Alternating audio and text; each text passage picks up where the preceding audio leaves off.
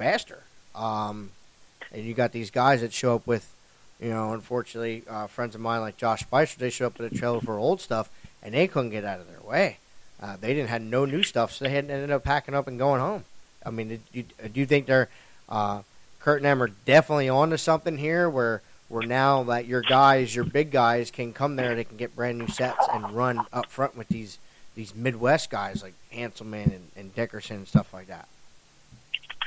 Well, I definitely think the new players right now, I think a lot of people's putting so much focus on them because of the Show Me Nationals coming up that you got to run a 16 all weekend. So all these teams are, and that's why I brought all 16 to Bourbon City and the last couple SEMO races, is I'm trying to prepare myself for that race.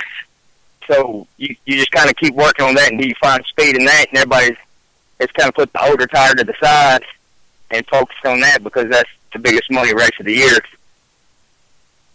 Right, and I know you guys are going to that one and had some success at SEMO, and that'll be a real nice payday for Ethan, and that pretty much almost pay for college. Yeah, we had a full driver lineup that weekend, and it's a lot going together there. We're gonna have Trent Lloyd out of Florida running green plate, and Ethan's gonna run purple plate, and Shay Chavis, he's gonna ride my adult stuff. So we're gonna have a busy weekend that weekend. Yeah, you are. And it's actually very nice. And this is kind of a sore subject with a lot of people. It's not with me because I'm just gonna say how it is. We have the Burr stuff. We had it up here for years, and then Maxxis came up and they started their PA series and then their Tri-State series, and it kind of split. If you take Pennsylvania, if you look at Pennsylvania on the map and you draw straight down in the middle, that's pretty much what happened with the state of karting in Pennsylvania. Now I know that you guys down there in Alabama and what have you have open tire tracks, and these guys are coming in with Burrs, and they're showing the speed that Burrs has, and it's about time that something like that kind of happens down south. I've been a supporter of Burrs for forever, and I'm waiting for that boom. Do you see a difference in like favoring one or the other? And if you do, how quick do you think you'll see like a big turnaround here where you're going to see a bunch more Burris stuff, especially below the Mason-Dixon line? Yeah, I think when the Beaver Creek opened back up, it opened up as a Maxxis or Burris 33A only tire rule, and everybody here had Maxxis for years, and so it seemed that way in the beginning. But once Burris started rolling in and sun goes down there, you about just got to put Burris on to be pretty good there. It seems like more and more. I think the other night they had 22 in stock heavy, and the top 14 was all on Burris tires. It definitely, I think, coming back south here a little bit, and I'm glad to see it, which I like Maxxis tires too, but I think for Saturday night racing, Burris is a better round tire. You can run it longer and get the feed out of it throughout its lifespan. Now, on the chat board here, I don't know if you can see it or not. There was a question, not necessarily a question by Arnie Coretti. They race up here. I actually seen them at Red Rock, and they did very well up there at Red Rock against some tough guys. He said that they use our older stuff for play days, new stuff for races that have a real meaning. He said they never seem to get the old to work. Now, is there a reason for that, or is it just? Well, for the old tires to work, you got to have a good fighting racetrack. Clay City there and Beach Nut, they back in the day they get a lot of grip, and you had to have old thin hard tires. Ponderosa was the same way. That at that insane one, I mean, you could go there with a set of 08s or staying down and run and hard and ride them all day long and be good. Whereas the racetracks we're going to now, they're hard and got a good bite to them, but it does seem that the 16s are holding up to the body of the racetrack, and it seems that pressure tire does fall off a little quicker and hold the speed.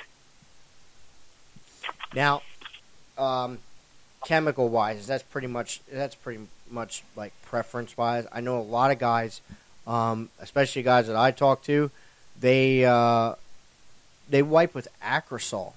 Is that a smart move, or is that kind of like, kind of pointless?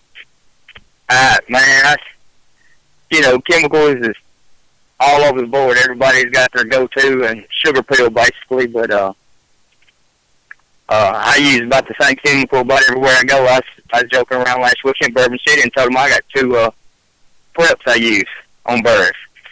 And every now and then I mix them 50-50, and it's None and Andy Murray's Purple.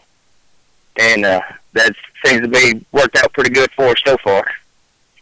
Yeah, if people haven't seen Ethan run, especially at Burrs races, they show up. It's like, okay, well, which class are they going to win? I mean, they swept the semi-pro classes, sat on the pole in pro heavy, had some contact there with Hanselman when Hanselman went for the lead and Ethan got hung on the outside.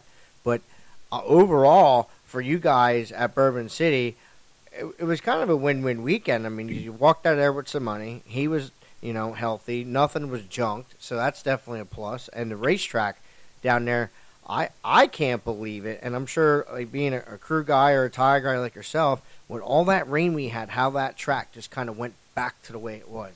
It was nuts.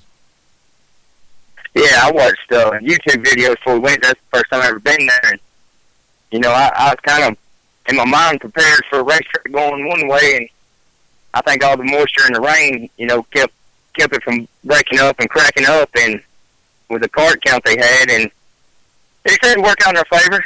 Sometimes it's better to be lucky and good, and we just had to have the right stuff all day, and Ethan gave great feedback, and it just worked out. Now, is he? Now I know he's a young guy, and that's great. Ethan's, being a crew chief and a tire guy. Now this is on the driver's side because everybody knows that I race too. Obviously, you guys, the tire guys, can see what the cart's doing on the speedway. How important is it? Like, even though you're seeing it, are you usually 100% right, or does he come off sometimes? And you guys kind of contradict and say he looks like, I'm driving, I know what it's doing, but you're looking at it and being like, well, this is what I see it's doing. I always, if he comes off and he tells me something, you got to go off the seat of his pants there. He's feeling it. He can only drive that thing as hard as it feels good. And so if he asks for something or if he wants it to feel a certain way, I do my best to give him that. And even though if I see it and I think, man, he's totally wrong, I'll look at the tires and listen to what he's saying, and you'll find out what's really happening there. And a lot of times, I won't go as extreme as he's wanting me to go, and it works out. But for the most part, I try to listen to what he says and give him what he wants if he actually does fill the go part. So we'll let you go here. Just kind of in the program. If you were, if somebody walked up to you and said, "I want you to help me do my tires or whatever," just for Roll Speed Dynamics, man, it's your business. I don't know if you would put out prices there for these guys, because I know we got some people listening and stuff like that, or to boost yourself the best you can, man. I'll give you the time to do that right now if you would like to. Oh man, you know what? As far as prices go, I look at that as very situational, and I try to help as many people as I can. With advice or even buying tires or chemicals, but if anybody ever wants to talk, my phone number is 256-497-2674, and I'm willing to help anybody I can. And there's actually, when you were talking there was a question here, and it was by Arnie again. He said, at what point, and we'll end on this, at what point do you want to decide if you need a tire adjustment versus a chassis adjustment? When it's the last class and I still haven't found anything. Well, that's pretty straightforward. So, Patrick, I will not see you guys at the Show Me Nationals. I'm actually doing going to a festival there. Unfortunately, I'm not able to go call that one. But I hope I see you guys If I'm announcing it or not, I'll be there at the Burris Nationals in Dumpling Valley in October, and then at the Burris Indoor Rock and Roll Nationals in Memphis. I really hope I get to see you here, at least in the next month or so. That'd be kind of cool, man. I really like, the way you guys operate over there, and you're a stand-up guy. And if anybody has any questions about Roll Speed Dynamics, check them out on Facebook. It's at Roll Speed Dynamics. Send him a message. I sent him a message the other day, and he responded pretty much right then and there. And I'm sure he'll help you to the best you can. So, Patrick, I hope I get to see you here down the line. Like I said, I think the next possible place I could see you is down there at Dumpling Valley for the Burris Nationals. All right, buddy. I look forward to it. All right, buddy. Thanks for joining me tonight, man. I really appreciate it. All right, man. Have a good one. You too.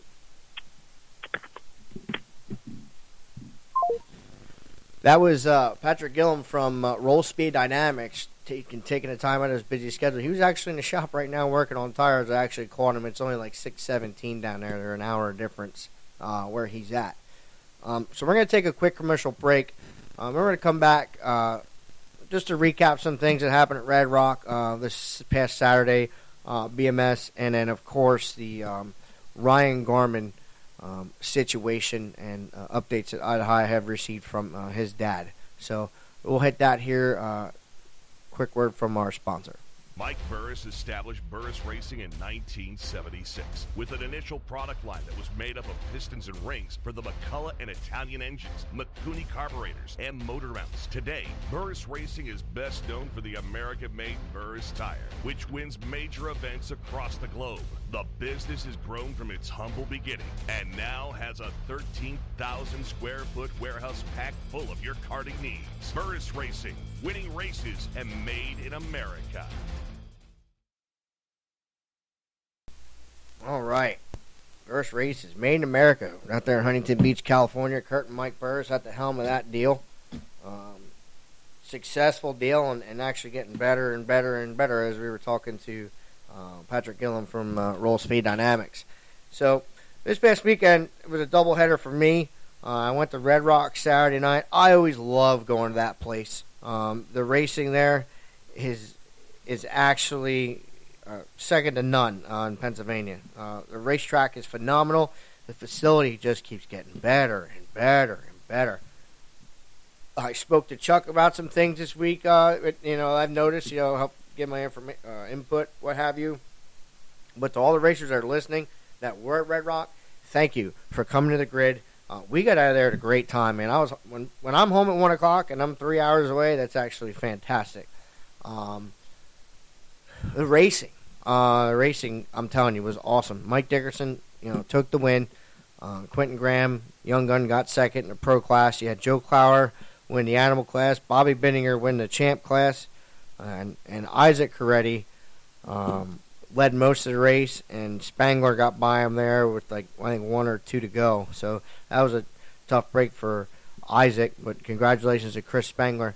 Yeah, we know, Jordan. I talked to Chuck on that deal, and they're working on that. I took some things, I had said, constructive criticism he asked me for, and I said, hey, just FYI, when there's a wreck, everybody involved needs to go to the rear.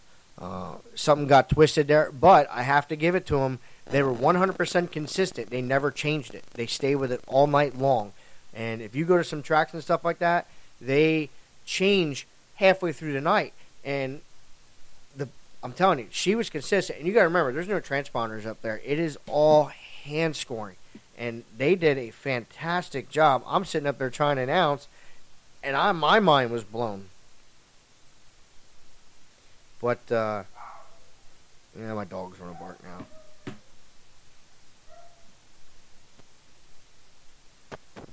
So we want to, our hats off to Chuck, Troy, all the workers and stuff. Chuck had mentioned something to me about putting, some more up and making something kind of like the Midwest Races Champions kind of format over here for maybe 2 races or so next year. And I think I might have a part in that as well. A little late, though, Arnie, because, the one thing that we did talk about, me and Chuck, was getting that out there sooner. Because I think he would have had an even bigger cart count if he would have had it sooner, because there's a